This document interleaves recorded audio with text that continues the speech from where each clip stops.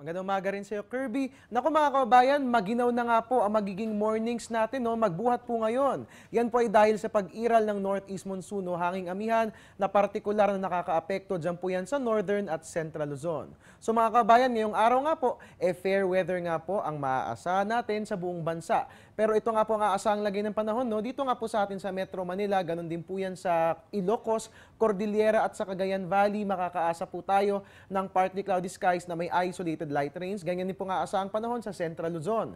Habang sa titirang bahagi naman po ng Luzon at sa Visayas at sa Mindanao, makakaasa po tayo ng partly cloudy skies na may isolated rain showers or thunderstorms lalong-lalo na sa hapon o gabi. More or less mga kabayan, ganito lang din pong maaasahang panahon for this week. Yan po ay ayon kay Pag-asa weather forecaster Alvin Pura, so there's nothing to worry about. Makapansin nga po natin ang ating MTSAT imagery, maninipis po ang mga kaulapan, so madalang na lang po ang magiging mga pag-ulan na ating mararanasan. Samantala sa iba pang balita, bumagal nga po ang pagkilos si Typhoon Francisco na binabantayan po natin sa labas ng ating PAR. Yan nga po, nakikita nga po natin sa ating infrared imagery kung ito po yung lokasyon ni Bagyong Francisco na binabantayan po natin. Ayon nga kay Mr. Pura, dahil sa mabagal nitong pagkilos, inaasahang mamayang gabi o bukas pa ito papasok sa bansa.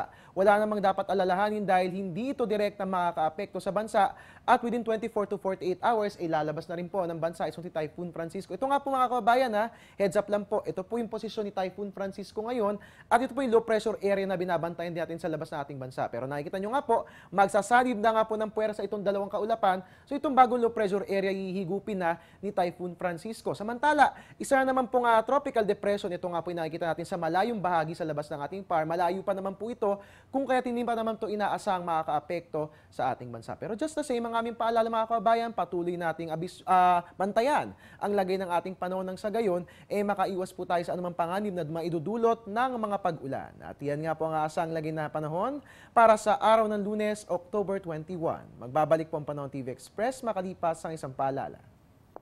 Teng, ang package. Ma'am, sabi ng Air 21 on the road na. Ano, Teng? Ang package. Ma'am, sabi ng Air 21 na receive na. Okay, very good.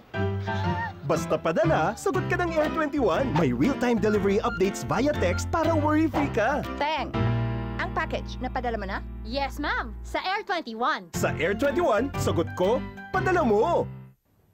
At yan po muna latest mula rito sa Pag-asa DOST. Tabayanan po ang susunod kong ulat mamayang alas 10 ng umaga. Alamin po natin ang aasahang lagay ng panahon sa susunod na 3 araw. At your service po new weatherman, Ari Bayon na nagpapaalalang tiwala lang, may tamang panahon ang bawat pagkakataon. Balik sa iyo, Kirby. Happy Monday!